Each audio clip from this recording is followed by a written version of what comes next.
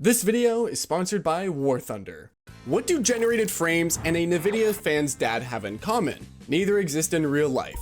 But in today's reality, the system requirements for each new game no longer specify native FPS, only DLSS quality mode. We have been living with this technology for many years. At first, DLSS came to us as a salvation. It seemed like the problem of low FPS had finally disappeared once and for all, and every gamer, even with a weak PC, kinda like mine, could play every new release. But everything only got worse. Graphically, games started to look worse, with some developers shamelessly upscaling even from 360p. Games still require a hell of a lot of video memory, and optimization has degraded even further over the last 5 years. So, were we simply deceived by this technology? Were there upscales in games during the PS3 era, and why is it forbidden to talk about them? How exactly has the gaming industry suffered from DLSS in recent years? And was the technology that was supposed to save ordinary gamers from excessive system requirements actually created for something else entirely?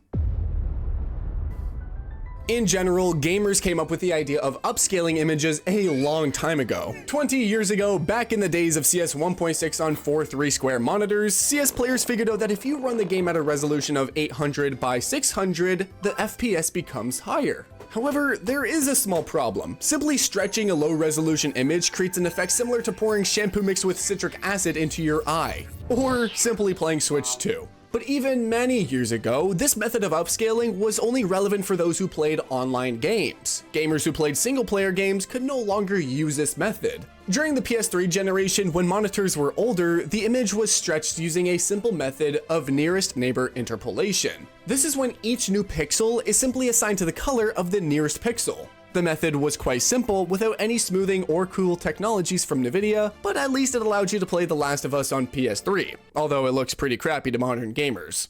Did you ever notice how every new AAA game now needs DLSS, frame generation, 3 patches, and a small player just to run at 40 frames per second? War Thunder is not one of those. From the very beginning, this game was designed to work well on almost any system, and all thanks to its own Dagger engine, which is really optimized, tested, and updated for different hardware. This game looks unreal, and it doesn't even need an Unreal Engine to do so, while still playing fine even on an office laptop.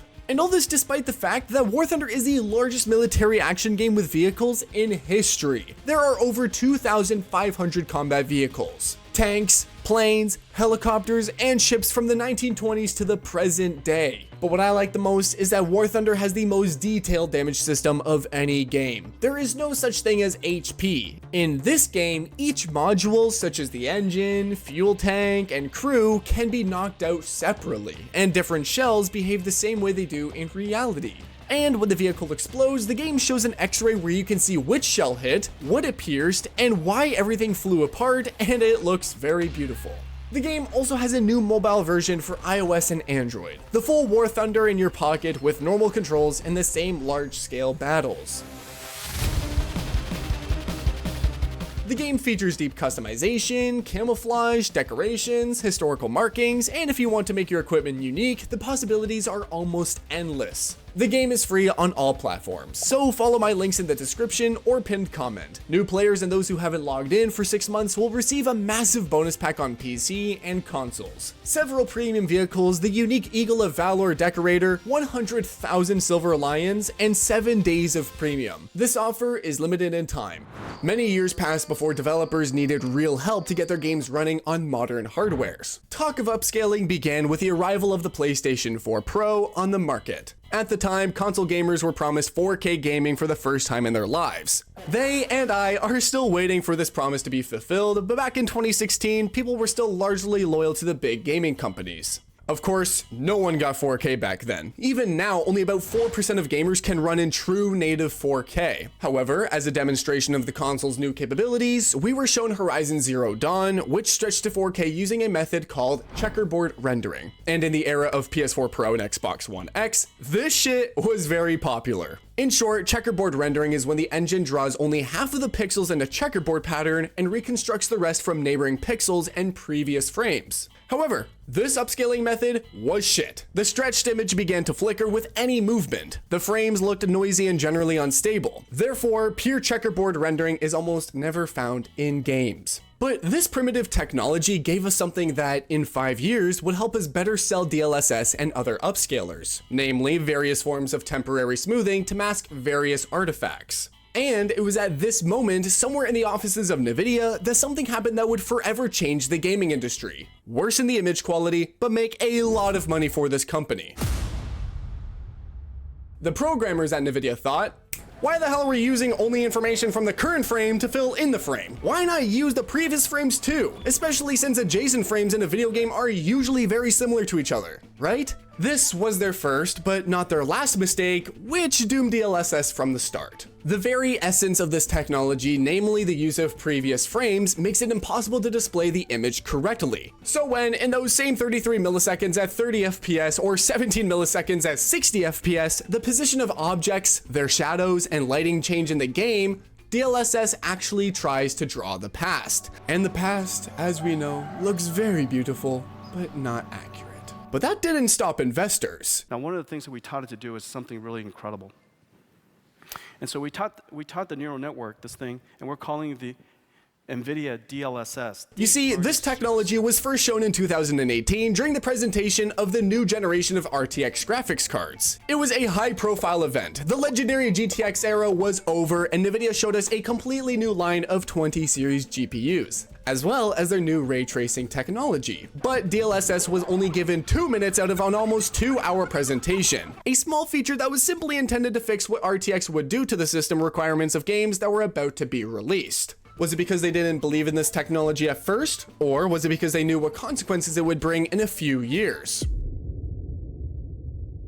In 2019, gamers' lives changed forever. The first version of DLSS came out, thus opening the era of smart upscaling. DLSS, or Developers Lazy Scaling Solution, was first used in Battlefield 5, and while DLSS 1.0 gave a 25 to 30% performance boost, it worked like shit. The first version of DLSS used a neural network that was trained on only a few images. Basically, it was given pictures of the same place in the game in low and high resolution, and its task was to turn that 720p madness into a luxurious 4K. The neural network was supposed to learn how to match a raw, low-res image with its high-quality counterpart, and while the FPS boost was technically real, those extra 30% of frames were completely fake. And here comes the logical question. If Nvidia started selling us 1/3 fake frames, then why didn't we pay them 30% for new GPUs with fake dollars? I think that would have been fair. Even in theory, this method never stood a chance of success because the neural network had to be trained individually for each game. So when they released the first version of DLSS, it was doomed to fail from the very beginning. For this technology to work properly, they needed years to learn how to handle hundreds of different games. But of course, Nvidia didn't care. They had already started selling their new RTX GPUs, which devoured a colossal amount of hardware resources, and to make games at least somewhat playable, they had to worsen the graphics using DLSS itself. But let's be honest, this was just the first version of the technology. It wasn't supposed to be perfect and basically served as a beta test. The next versions were supposed to be better, right?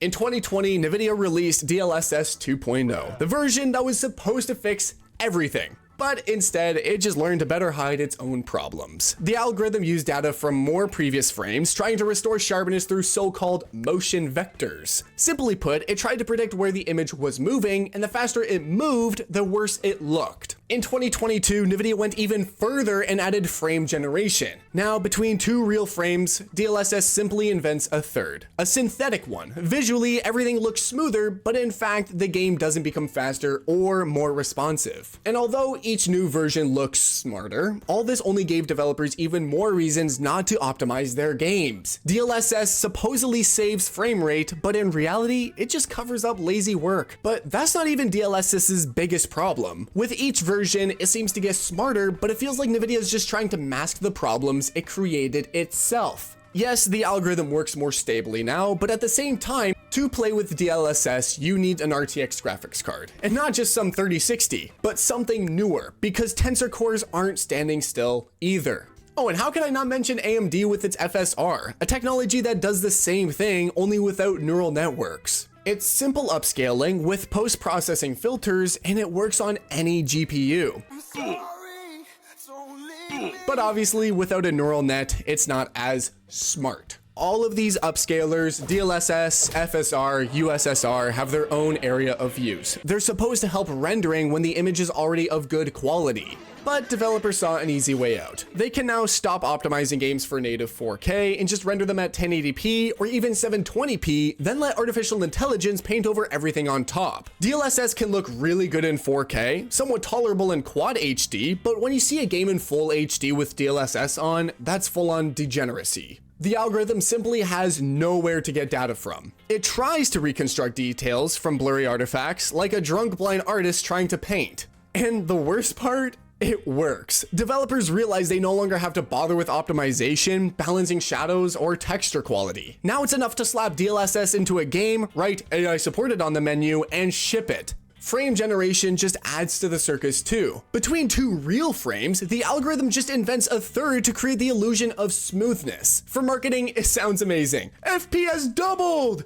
But the game doesn't actually become faster, because the engine doesn't even know about those fake frames. And then a new Silent Hill comes out, where half of the picture is the result of upscaling and the internal render resolution is 540p. You can pay $70 to stare at high definition shit that still runs poorly on your GPU. The technology itself had good intentions. It was meant to help gamers, but it became an excuse for lazy studios and greedy publishers. Modern developers designed around upscaling, not native quality, and that limits artistic decisions, style, and originality. Instead of refining the engine for a sharp image, studios just pull it up with different filters and upscaling, creating endless problems across different systems. Thanks again to War Thunder for sponsoring this video, and don't forget to use the links in the description and the pinned comment to claim your bonuses.